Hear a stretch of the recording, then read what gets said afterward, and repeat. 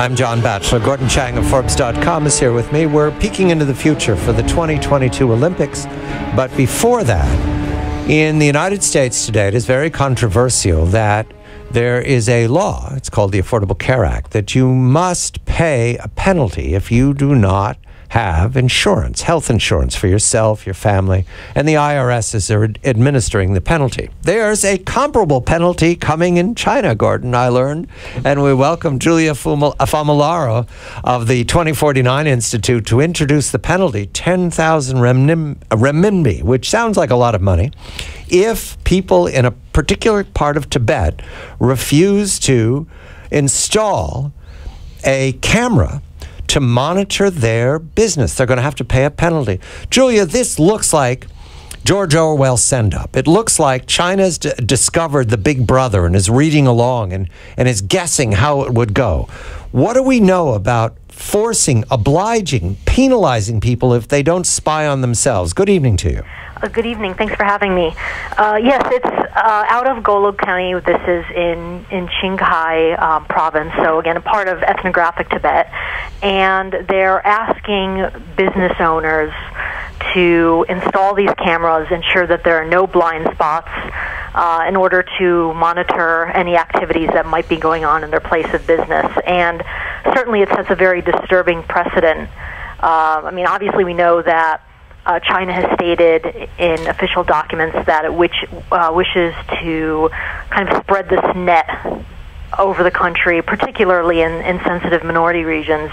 And so this is a further effort of the police state to try and ensure that everyone is being monitored. Like you said, kind of this Orwellian atmosphere that's really going to cause fear in the population and ultimately, so hopes the government, shape the behavior of the populace. Gordon, it didn't come to Orwell, genius that he was, in 1948, he published in 49, that the Big Brother television that's in everybody's house, it didn't come to him that you'd have to install it and pay for it.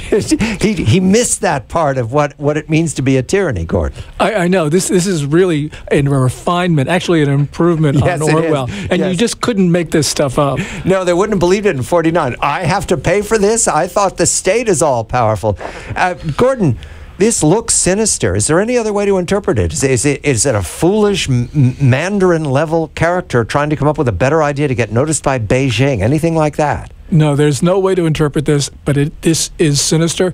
And certainly, if it's successful, which I'm sure it will be made to be successful, it will spread throughout Tibetan areas and perhaps through the rest of China itself. So it's no longer enough to spy on your neighbors or rat on your cousins. Now you have to spy on yourself, and you'll be penalized if you don't spy on yourself. Absolutely. That's what this says.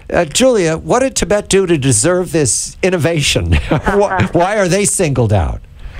Well, certainly the government sees ethnic minorities such as Tibetans, such as Uyghurs, as rather disloyal to the state. These are people who do not historically see themselves as Chinese. They speak different language, have different culture. And so the government is increasingly paranoid that these people are splitists, as they say, or separatists. They do not want to be part of the People's Republic of China, and so it's set on monitoring them and trying to control their behavior in any way they can. They're very worried as well about what they call outside infiltration. They're worried about external forces. The United States, its allies, even NGOs trying to infiltrate China and gang up on China in order to support these persecuted minorities. So the government is increasingly paranoid, and this is just one of many similar actions that it's taking throughout ethnographic Tibet and throughout Xinjiang as well. And like you said, they find good practices, quote-unquote good practices, that are being carried out, implemented in localities across the region, and then, as you said, they spread. Once they seize upon something they believe works, it eventually spreads and over time becomes a standard practice. Julia, of course, though, people always find a way around surveillance, because this certainly won't be the last word. And it would seem to me that the Tibetans, one way or another, will learn how to evade this. Right?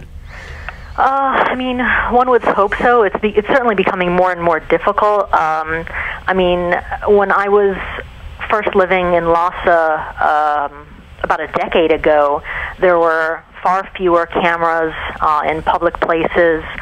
You know, you saw far fewer police and military members patrolling the streets.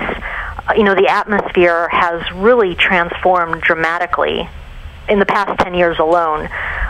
So I think people who are clever will always find a way, but I think for a lot of people it's increasingly not worth the risk. And so they self-censor, they just totally change their behavior out of fear that, you know, if one person is arrested, it could affect entire families or entire communities. So, you know, people have to police themselves in order to protect their loved ones in their community. Not all Tibetans are going along with the program. I see in the AP report, Julia, that there are Tibetan groups, not yet under surveillance, who are calling for the International Olympics Committee to reject Beijing's bid for 2022.